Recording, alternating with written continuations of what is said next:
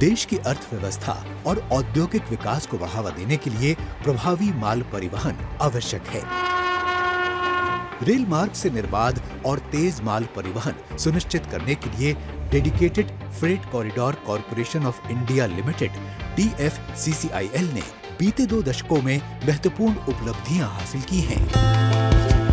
हाल ही में DFCCIL ने नई दिल्ली स्थित भारत मंडपम में अपना 19वां स्थापना दिवस हर्षोल्लास के साथ मनाया,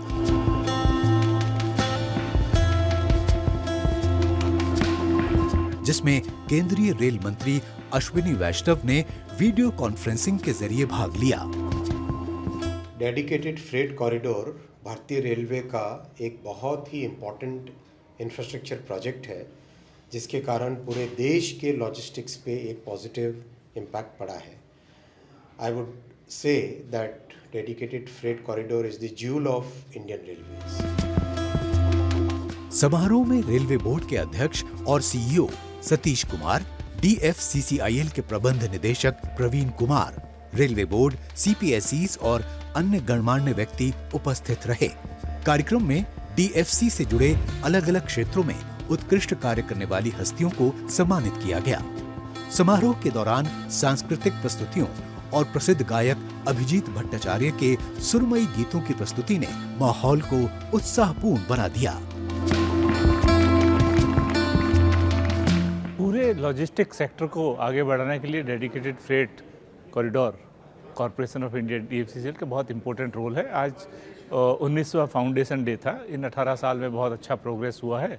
जैसा कि आज हम सब ने देखा कि मार्च 2024 में किस तरह से पूरा ईस्टर्न डेडिकेटेड फ्रेट कॉरिडोर को हमने राष्ट्र को समर्पित किया गया और लॉजिस्टिक्स एफिशिएंसी भी उसमें तेजी से बढ़ रही है। जिस समय इसकी स्थापना की गई उसका बहुत बड़ा कारण था कि रेलवे का भागीदारी जो थी पूरे देश में, मतलब ट्रांसपोर्टेशन में, वो कम होती जा रही थी। उसको बढ़ाने का एक मंसूबा था या इरादा था और उसी के तहत इसको एस्टेब्लिश किया गया। तो अब उसके कुछ 2 कॉरिडोर्स जो हैं, ईस्टर्न और वेस्टर्न कॉरिडोर, ये कमीशन हो चुके हैं। उनका एक पॉजिटिव इम्पैक्ट सब जगह देखने को मिलता है।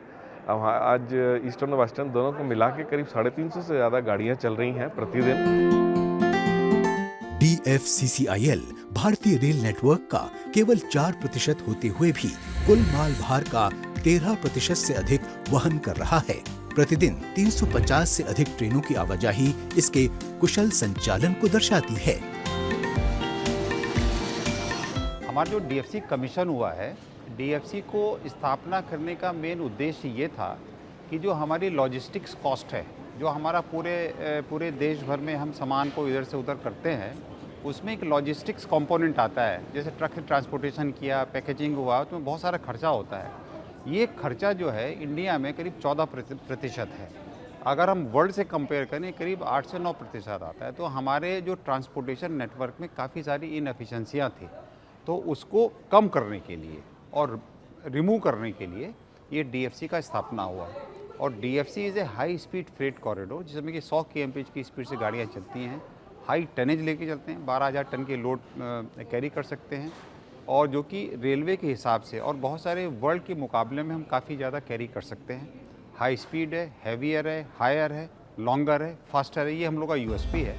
वित्तीय वर्ष 2024-25 में DFCCIL ने औसतन 496.3 मिलियन ग्रॉस टन किलोमीटर का माल परिवहन किया, जो पिछले वर्ष से 80% अधिक है। नेट टन किलोमीटर में भी माल परिवहन 2 गुना हुआ है और इस वर्ष में ट्रैफिक आय भी पिछले रिकॉर्ड को पीछे छोड़ने की राह पर है।